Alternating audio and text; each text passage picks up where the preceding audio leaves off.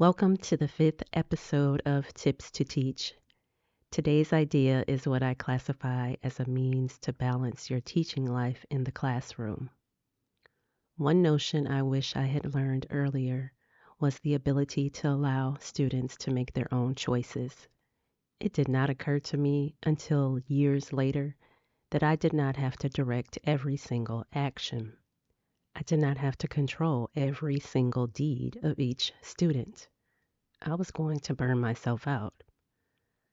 So over the years, I decided that I was not going to verbally monitor things like going to the restroom, getting water or tissue, sharpening pencils, and what students should do when they have finished their assignment. I learned that I could create, teach, model, and practice procedures for all of these non-academic occurrences. I wanted to spend 99% of my verbal interactions on asking and answering questions, guiding my students, and checking for understanding. I wanted to spend the least amount of time answering questions that had nothing to do with the learning. I picked up this strategy from visiting an elementary colleague's room. She had a poster on her wall with several options students could choose to do when they have finished their current assignment. Genius. Why didn't I know this? This allows you to continue working with other students and not lose time figuring out a last minute task. I wrote choices on a large poster paper and posted it on the wall. I simply titled the poster, "When I am finished, I may." You never want to leave students to make up their own mind. Some will choose the wrong thing, like ribbing their peers or starting unrelated conversations. Principals do not like to see students sitting idle, talking, playing with their fingers, or fixing their clothes when everyone else is working. You want their learning to continue.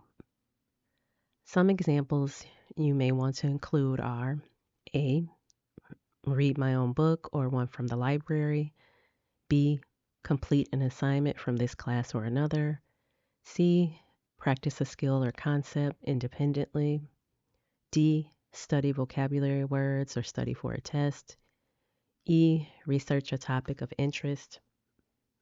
F. Write a story, revise your essay, or write a letter to a friend. G.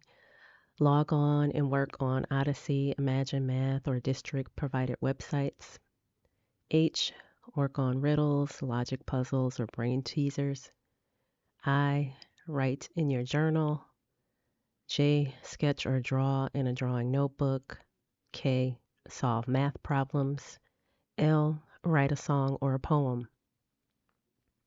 Before I let the student choose, I checked their work and looked for misconceptions and mistakes and direct them to think more about those items. I usually would not allow them to use devices as I was not able to monitor them while still working with my other students. If kids know they get to use a laptop when they finish their work, they may just rush through the assignment and then log in to play a game or surf the internet. You know kids. This was such an easy way to plan for those few minutes, and you just point to the chart and let them choose. Thank you for listening.